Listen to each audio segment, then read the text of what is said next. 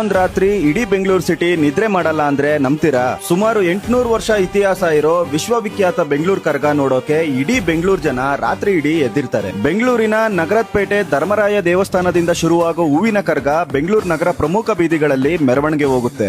ಮಹಾಭಾರತ ಕುರುಕ್ಷೇತ್ರ ಯುದ್ಧದ ನಂತರ ಸ್ವರ್ಗಾರೋಹಣ ಮಾಡುವಾಗ ದ್ರೌಪದಿ ತಿಮಿರಾಸುರ ಎಂಬ ರಾಕ್ಷಸನ ಸಂಹಾರ ಮಾಡೋಕೆ ಆದಿಶಕ್ತಿ ರೂಪ ತಾಳಿ ತನ್ನ ತಲೆಯಿಂದ ಯಜಮಾನರನ್ನ, ಹಣೆಯಿಂದ ಗಾಣಚಾರಿಗಳನ್ನ, ಕಿವಿಯಿಂದ ಗೌಡರನ್ನ, ಬಾಯಿಂದ ಗಂಟೆ ಪೂಜಾರಿಗಳನ್ನ ಮತ್ತೆ ಹೆಗಲಿನಿಂದ ವೀರಕುಮಾರರನ್ನ ಸೃಷ್ಟಿ ಮಾಡಿ ತಿಮಿರಾಸುರನ ಸಂಹಾರ ಮಾಡ್ತಾರೆ. ನಂತರ ಆದಿಶಕ್ತಿಯಾದ ತಾಯಿ ಭೂಲೋಕಕ್ಕೆ ಬರದೆ ಕೈಲಾಸಕ್ಕೆ ಹೋಗಿ ನೆಲೆಸ್ತಾಳೆ. ಅವಾಗ ಮಕ್ಕಳಾದ ವೀರಕುಮಾರರು ಹೋಗದಂತೆ ಬೇಡ್ಕೋತಾರೆ. ಆಗ ಶ್ರೀಕೃಷ್ಣ ಮಕ್ಕಳಿಗೆ ತನ್ನ ತಾಯಿ ಹೋಗದಂತೆ ತಡೆಯಲು ತಮ್ಮ ಕೈಯಲ್ಲಿದ್ದ ಕತ್ತಿಯನ್ನ ತಮ್ಮ ಎದೆಗೆ ತಿವಿದುಕೊಳ್ಳೋಕೆ ಹೇಳ್ತಾರೆ. ಇದನ್ನು ನೋಡಿದ ದ್ರೌಪದಿ ತಾಯಿ ಮನಸೋತು ಪ್ರತಿ ವರ್ಷ 3 ದಿನ ಮಕ್ಕಳೊಂದಿಗೆ ಇರೋಕೆ ಭೂಮಿಗೆ ಬರ್ತಾಳೆ ಅನ್ನೋ ನಂಬಿಕೆ ಇದೆ. ಈ ಉತ್ಸವನ ವೈನಿಕುಲ ಕ್ಷತ್ರಿಯರು ಅಥವಾ ತಿಗಳರು ಅದ್ದೂರಿಯಿಂದ ಆಚರಿಸ್ತಾರೆ. ಮೊದಲನೇ ದಿನ ಹೂವಿನ ಕರಗ. ಹೂಗಳಿಂದ ಅಲಂಕೃತವಾದ ಕರಗವನ್ನು ತಲೆ ಮೇಲೆ ಹೊತ್ತು ಪೂಜಾರಿ ನಗರದ ಪ್ರಮುಖ ಬೀದಿಗಳಲ್ಲಿ ಮೆರವಣಿಗೆ ಹೋಗ್ತಾರೆ.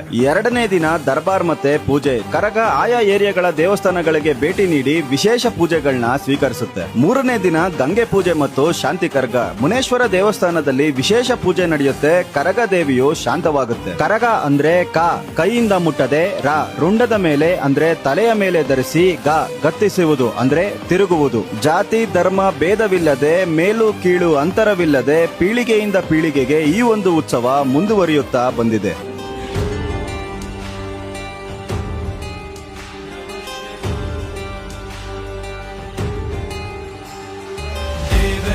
सेव्यमान पावनांघ्रि पंकजम् व्यालयज्ञ सूत्रमिन्दुशेखरम् कृपाकरम् नारदादि योगी वृन्द वन्दितम् दिगम्बरम् काशिकापुराधिनाथ कालभैरवम् भजे.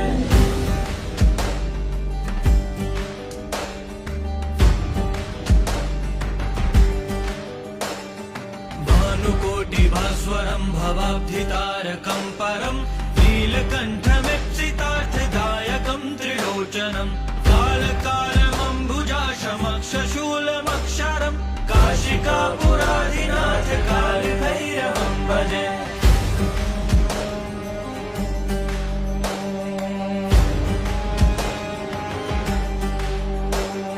शूलटङ्कपाशदण्डपाणिमादिकारणम् श्यामकायमादिदेवमक्षरम् निरामयम् भीमविक्रमम् प्रभुम् विचित्रताण्डवप्रियम् काशिकापुराधिनाथ कालभैरवम् भजे.